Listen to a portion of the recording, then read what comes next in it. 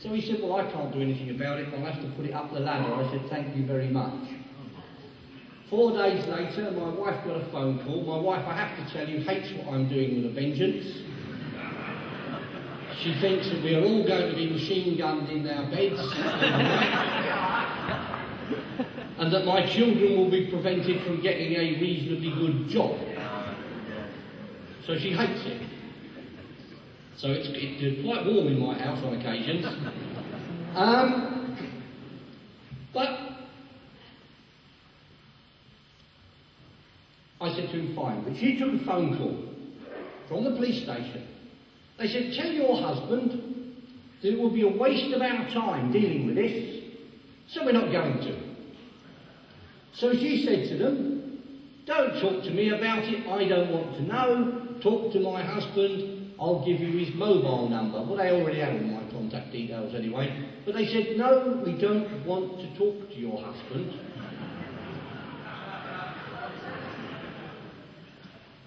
So I wrote the Chief Superintendent for the area a letter and told him I would like an interview with him as soon after the Christmas holiday as it was possible to get it, so that he could explain to me why it was that his officers were so unprepared to uphold the law, why his officers were unprepared to uphold the law of this country, and why they were showing such a total lack of professionalism as to not to want to talk to me, particularly after I'd driven the 15 miles from my home to his police station and then had to drive the 15 miles back again to report these crimes. And I got a letter from a Superintendent Trotman. Now, Superintendent Trotman had been on Radio Oxford the day before saying that he had been a Royal Marine. Very silly. They told me in the services, never volunteer anything, information included. And Superintendent Trotman said he discussed it with Sergeant Thomas, and it was political, and I should take it up with my Member of Parliament. So I wrote him a letter. I said, you are absolutely right. I do not want to be in the European Union. Indeed, our constitutional law forbids it, because it says, among other things,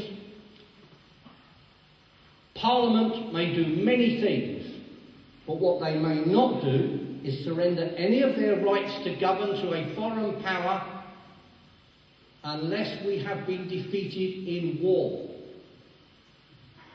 And then I said to him, as a Royal Marine, you will have been taught that we haven't lost a war since 1066. And even then the man had some claim to the throne.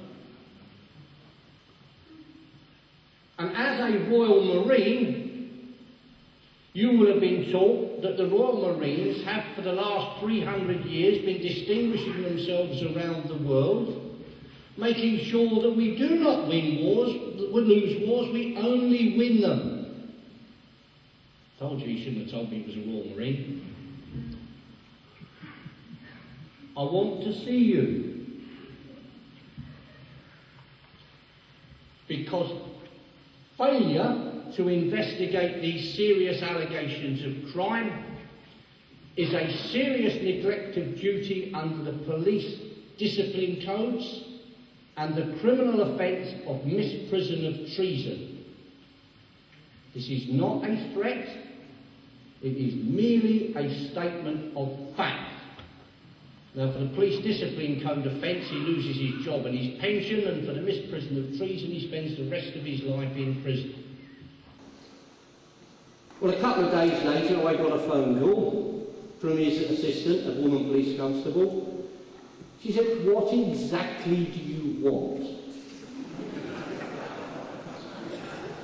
I said, I want to turn on my television for the 6 o'clock news, and I want to see Douglas Hurd in handcuffs wearing with a policeman's hand on the top of his head,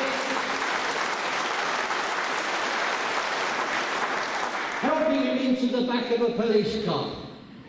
And 10 months later, I want to see him and a few others on trial for their lives at the Old Bailey. She said to me, well, we've discussed this with the Crown Prosecution Service, and they say they can't prosecute it, which I knew. It has to be the Attorney General, which I also knew. And they don't think that the Attorney General will prosecute it.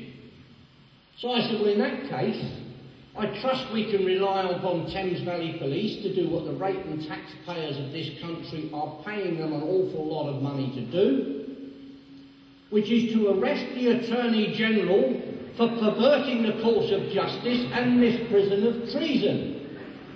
Even the Attorney General is not above the law.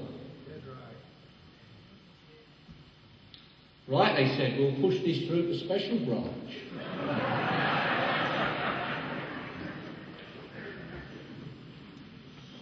There's an inspector in special branch who's based here, and we'll put it to him. I'm sorry, I can't remember the man's name off the top of my head at this precise moment in time. So I said, well, give me his number and I'll phone him. And she said, hang on a minute, he just walked past the door. I said, well, go and get him. And she did. And he said to me, he said, obviously I know about this. He said, I've allocated an officer to look into this. It's a woman detective constable. And I thought, hello, give it to the bottom of the pile, yeah? Not that I'm saying anything against women detective constables, because some of you girls make very good detectives. And she can't see you for 3 weeks because she's very, very busy. So I said, give her my phone number, tell her if I haven't heard from her within 5 days, I'm submitting a formal allegation against her for serious neglect of duty. Well, 2 hours later, I got a phone call from her. It's amazing what can happen when you understand the system, isn't it? And she said, of course, she said, I'm very, very busy, you know. I don't think I can get to you for 3 weeks. I said, if you are not standing in front of me within 5 days, I will submit a formal allegation. There is nothing that you are dealing with today, even murder, which is more important than this. Because we are not talking about the murder of an individual, we are talking about the murder of an entire country. Well, I got a phone call the following afternoon and she said, can I come and see you? I've got a 2-hour window. So I phoned David Barnby and I said, David, they're coming to see me. Can you get round here? And he flashed round as quick as he could. I don't think he's ever moved so fast in his life. And we both gave statements to the police saying we would be more than prepared to give evidence in a court. And it died. And I wrote letters, and I wrote letters, and I wrote letters. And I made phone calls, and they died. Nowhere. After 5 months, I said, if I do not get a reply within the next 2 days, I will submit formal allegations against the officers in Thames Valley Police for a serious neglect of duty and misprision of treason. And I got a letter from Superintendent Trotman, a pure figment of his imagination, because he said in his letter that he has a prerogative to decide what crimes he does and does not investigate. A lie. Every holder of the office of constable in this country is required to record every reasonable allegation of crime. Obviously, if somebody says, officer, officer, a little spaceship topped up over my garden, a little man flew down a green beam of light and stole all my garden gnomes, then obviously you refer him to the nearest hospital with a psychiatric wing. But anything other than that, it is recorded and it is investigated, because that is what the law of this country says has to happen.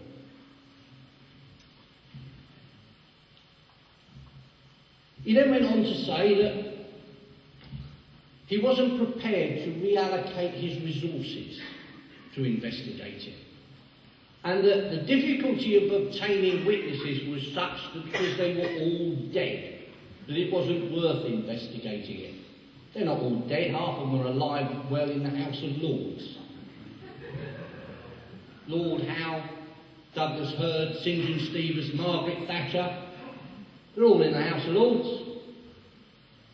They're all part of his government when he did this, and because government insists on collective responsibility for their ministers, they're all equally guilty of the crime. So, I walked into my local police station. I'd like to see the inspector. They said, well, he's not in. What's it about? I said, I want to submit a formal allegation against Superintendent Trotman at St Aldgates Police Station of a serious neglect of duty and misprision of treason. Well, I hadn't got home when my mobile went. It was the inspector. He walked through the door. What's this all about? I'll come and see you. Where are you? I'm in the police station. When can you come in? I'll be right there. Turned around and went in.